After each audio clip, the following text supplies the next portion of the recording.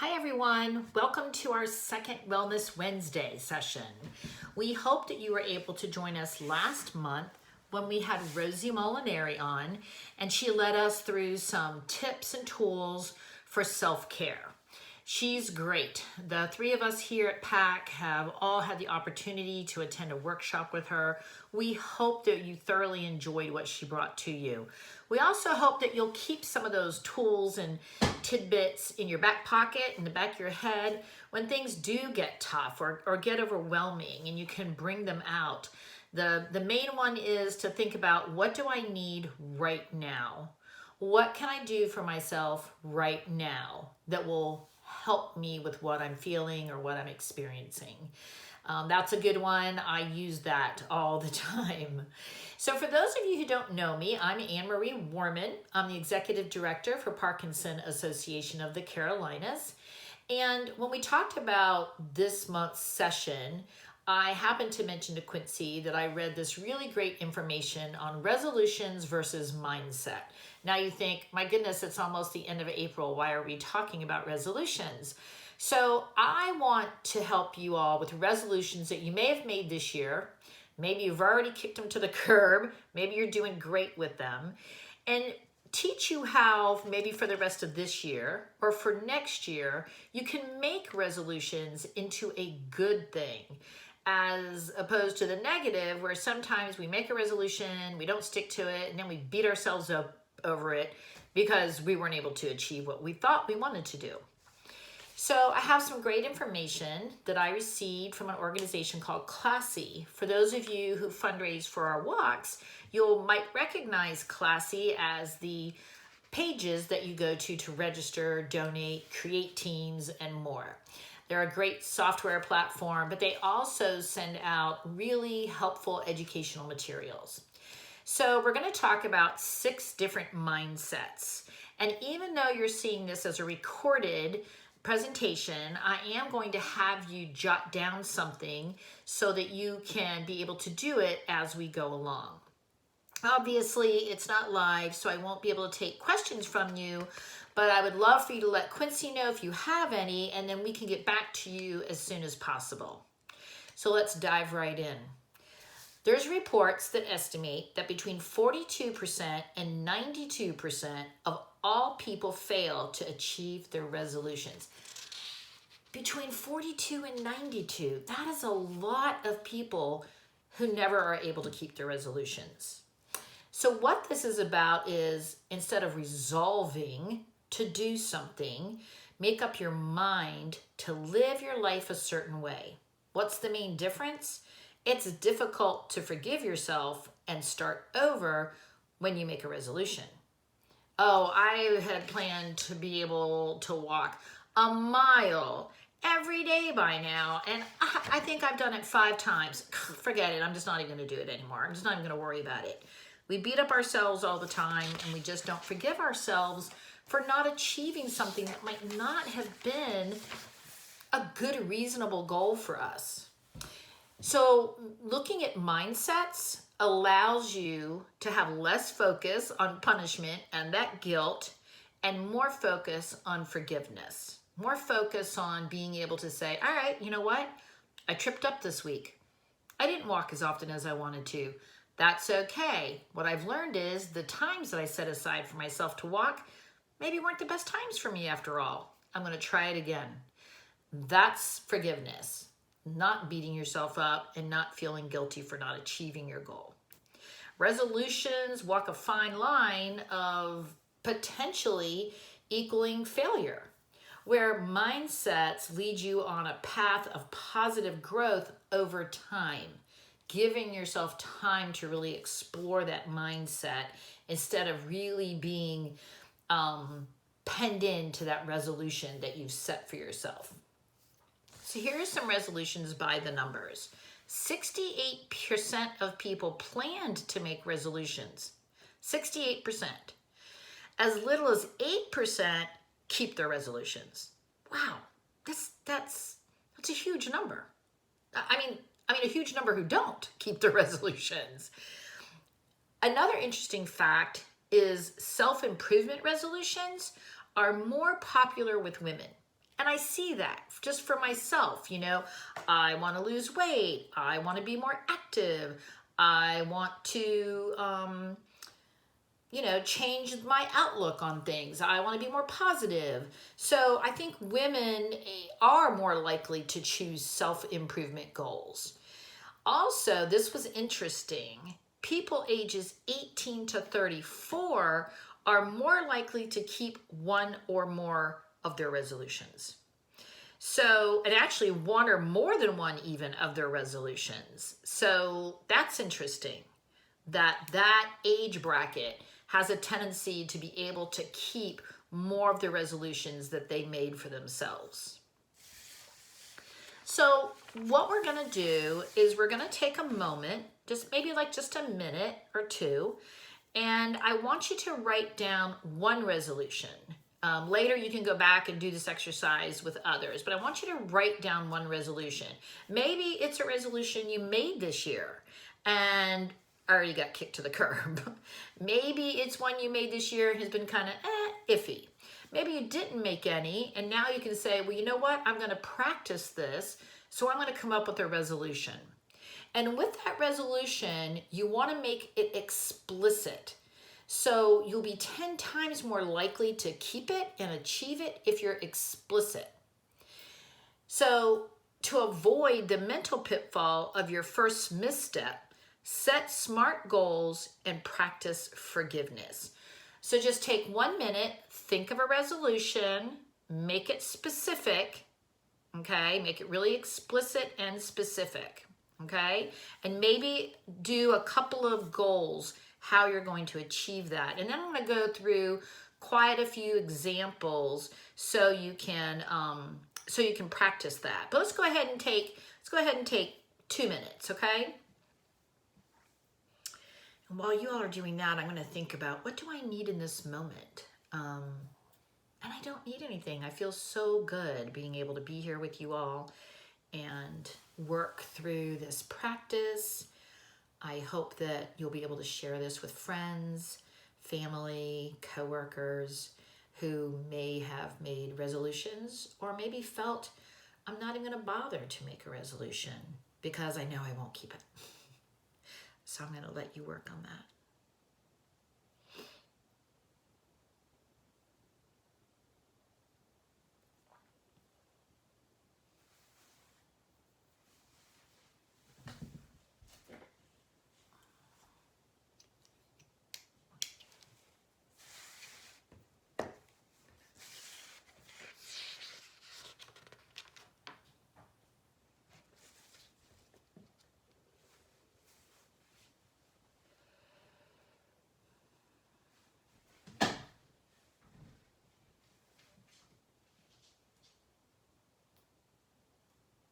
We have a little less than a minute left. We have a little less than a minute left.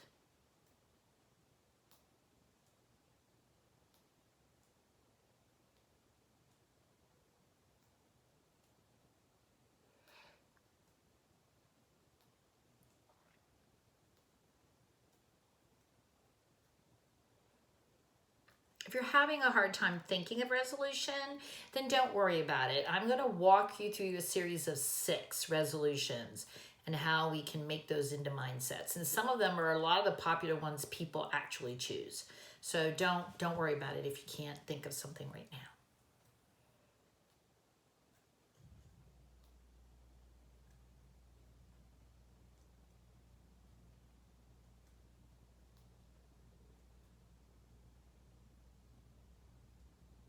Okay, I'm gonna say let's take a break right now and we can come back to those. So here are some popular resolutions to inspire new mindsets. This one will resonate with a lot of people. Live a healthier life. I'm gonna live a healthier life this year. I'm gonna eat better and exercise more. Those 2 were tied for number 1 as the resolution among people. So how do I take that and make it into a mindset? Well, I already became sort of explicit by saying to myself, I'm going to eat better and exercise more. Those are 2 goals to live a healthier life. how I make it into a mindset is I say to myself, I am conscious of the impact my decisions have on my health. I'm conscious of the burrito I ate last Thursday with the chips and the salsa and how that impacted my eat better goal for myself. Shot it right out of the water. So, but don't beat yourself up. And I did not really have a burrito with chips and salsa, but just as an example.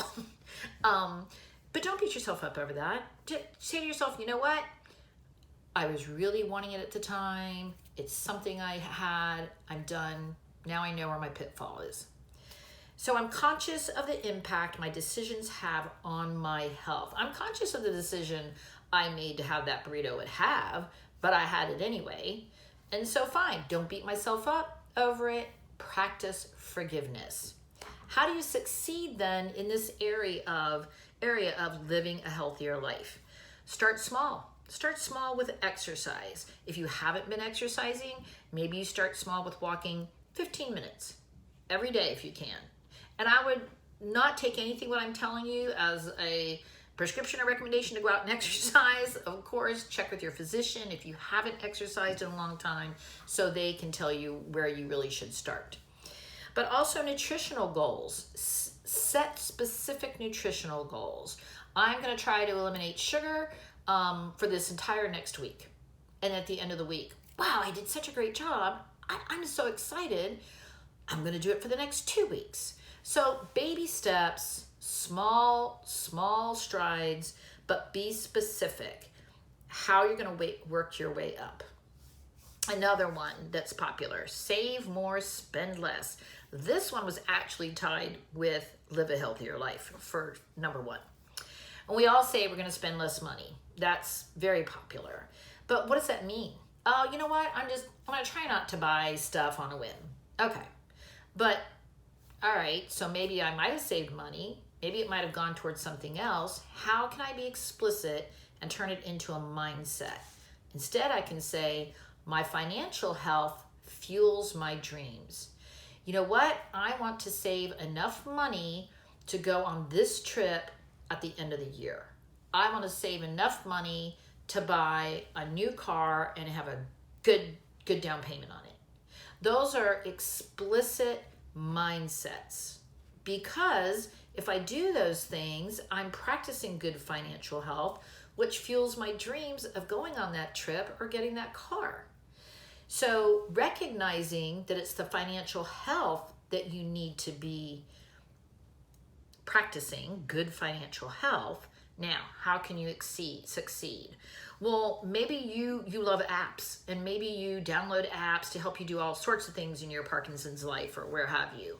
So maybe downloading an app, a financial app, is for you, and putting in your numbers and watching things save. A good one that was recommended was Mint. And this helps you with more personal financial transparency. You know, once you have to put in where your money's coming from and where it's going out to, it's a real eye-opener. I discovered I had a real Starbucks problem at one time, just because it was convenient, and it just, so I've learned that, I have to really watch my outflow of money. So maybe that's what you do. Maybe you're old school and you like an Excel spreadsheet. Then go for it. That's my husband's favorite way to track his financial goals and where things are going and where things are coming in from and where he's at. So whatever works for you, again, is key. Do whatever is going to help you be consistent and maintain this mindset goal that you have put out for yourself. So I'd like to share a few others, if that's okay with you guys. I thought they were very helpful for me to think about things I hadn't thought about for resolutions. So hopefully this will spark some for you. Prioritize self-care. Well, haven't we all just heard about that over the last year? Self-care. And it became so needed during the pandemic, and it's still needed. And it's something that we need to continue to practice after we're beyond all this, and we don't have to wear masks anymore anywhere, and we don't have to have limited numbers in places, and we can go freely about to stores and restaurants. So prioritizing self-care, 24% of people on the survey committed to practicing more self-care. So how do we turn that resolution into a mindset? You say, I make time for restorative activities. So what are restorative activities? Well, Rosie last month had quite a few for us. Some of those things could be, you know what? I feel very restored, refreshed, energized after I've taken an hour to do something for me. Maybe that something is getting a manicure. Maybe it's sitting in a coffee shop with your mask on, reading a magazine, or looking at your Facebook page. It can look like anything because everyone is different. For me, it's weird and trivial, I know, but if I make time to paint my own toenails, I feel really good. I feel like, one, I accomplished something. Two, it made me really focus on doing it right. And then it was also very rewarding afterwards. It was like, yes, I gave myself, I painted my toenails and didn't have to go somewhere to do it. And so it could be something as trivial as that. Some things, it doesn't take much for me to be happy. So your self-care could look like a lot of the different things, and your restorative activity could look like a lot of different things. But how do you succeed at it? This is really good, and I actually try to do this. Set a weekly calendar reminder to ensure you take the time for at least one special self-care activity a week. Now, I know for all of us who are crazy busy, we're thinking, a week? But you can do it. I can do it. I waste time sometimes doing things that aren't restorative to me. And I realize that, and I think, why didn't I set that same amount of time aside to do something else? So that's key. I used to put it on my weekly calendar, and I'd say self-care, and I'd block out a thing at a time, and I would tell my husband, just so you know, from this time to this time, tonight, tomorrow, whatever, I'm not available to do anything. It's self-care time. Another resolution, read more books. So that's just a real blanket statement. I'm going to read more books this year. Well, how am I going to get that done? What am I going to measure it by? How am I going to make sure I do what I really want to do and not just feel like I'm in this, I got to read more books? 18% of people in the survey indicated they planned to focus on reading. So it's not a minuscule amount of people who feel that this is an important resolution. So how do I change it into a mindset? I say, I prioritize reading for personal growth and leisure. I prioritize reading for personal growth and leisure. How do you succeed at that? Dedicate a set time of day, like maybe right before bed, for reading to create a habit. As we all have heard, maybe you haven't, it takes 30 days to change a habit. So if you are going to try to put something in place, you got to give yourself 30 days for it to actually stick and create it as a habit. So I will say that I actually had specific books I wanted to read. So rather than just say, I'm going to read more, I prioritized my reading by saying which books I wanted to read. So a book I wanted to read, I didn't even buy for myself. My son bought me the latest Michael J. Fox book, which I thoroughly enjoyed and had a really hard time putting it down to take a break. So for those of you who haven't gotten it, it's very good. He mixes so much humor in with transparency. It's a very good read. The other book was President Obama's latest book, and it's thick. And I thought to myself, I'm going to read this. I need to read this book. I got to get going on this book. And I realized I didn't want to read it because it was so big. And then I thought to myself, well, I don't have to just start reading it. I can portion it out. So that's what I'm trying to do, is read a few chapters, stop. If I have to go back to the end of the last chapter just to kind of refresh myself before I pick it up again, that's fine. But I'm trying to keep up with that. I'm actually going to be on vacation when you guys see this, and that book's going with me because my plan is to read several chapters a day so that I can start creating my habit. Another one to share, learn a new skill. That's a resolution. I want to learn a new skill this year. So then you have to think about, well, what skill do you want to learn? What might that look like?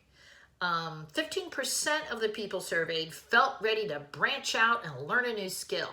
This doesn't necessarily mean a new skill for a job. It could just be a new skill for yourself to allow for your personal growth. So how do I make that a mindset? I say, I work to sharpen my strengths and explore new areas of expertise. Maybe that's taking a Spanish class. Maybe you've decided, you know what, I really want to learn to speak Spanish. Maybe I won't learn fluent Spanish. Maybe I'll learn conversational Spanish. For those of you who might be considering going to the World Parkinson's Congress next year in June of 2022, it is in Barcelona, Spain. So this is a good year to decide, I'm going to learn a new skill, and it's going to be to speak Spanish. So that maybe by the time you get there, you'll be better off than maybe the rest of us who aren't going to take that Spanish class this year. So how do you succeed in that? Okay, first I've said I'm going to learn a new skill. Well, now I've gotten specific. I want to sharpen my strengths in Spanish so I'm ready to go on this trip. And how do I do that? Well, maybe I enroll in a class, check a local community college for an immersive experience that holds me accountable to my goal of becoming more conversational in Spanish. So I would definitely check out community colleges near you, check out apps. For those of you who are app people, they have Spanish apps that can teach you. I think those are all good ways. The last one I'd like to throw out for you is make new friends. Maybe you're recently divorced. Maybe you're new to the area and you just want to make some new friends. Well, that's a great resolution, but how do you really turn that into a mindset? So they suggest saying to yourself, I'm going to put myself out there and say yes to opportunities to engage with others. So how might you do that? Well, you could look for local clubs for an activity you enjoy to meet people with a common interest. Maybe it's volunteering at an organization like PAC. Maybe you volunteer and you get to know these people at an event that you go to and you really like each other, you exchange phone numbers, and then you guys you're socializing outside of the event. I know that quite a few people who take a Rocksteady boxing class, when they each decided at whatever time to take the class, they all got to know each other very well. They support each other and they socialize after class together. They go out to dinner, they go out for a drink. So it's just one of many ways. You can join clubs. Maybe it's a garden club, a car club, who knows? And don't worry if the first time you meet up, it doesn't go well. Maybe you're like, those people weren't my cup of tea. Maybe that particular just club in general wasn't your cup of tea. It's okay. Remember, forgiveness. Don't beat yourself up for picking the wrong club. Don't beat yourself up for I can't believe I didn't make any friends there. It's all right. Start afresh, figure out something new, and you can move on. So I want to, first of all, tell you all that this is a handout that I was referring to throughout the presentation. And Quincy and I will get together and make sure that you get this. I'm thinking maybe in our May newsletter, make reference to it, and it will be there. If not, perhaps we can get it to you some other way, but we will make sure that we get this to you so that you can have these to look back on and see the good words and the good advice that it had. But if there's something I can leave you with, it's this, which is at the end. Make a lasting change for the better. There's always room for improvement, but go easy on yourself. Remember that you can lose a battle or two and still win the war. You can fail at a resolution. You can fail at a mindset. It's okay. Forgive yourself. Start over. Start something different. Maybe it wasn't the right goal for you. All I can say is it has really helped me realize, looking at this again now, that I really have some things I want to write down on paper and commit to and put on my calendar going forward. I hope you all enjoy the rest of the session with Quincy and her 7 whys. It has been my pleasure to bring this to you, and we thank you all for your support and attendance. Have an amazing rest of your day. Bye-bye.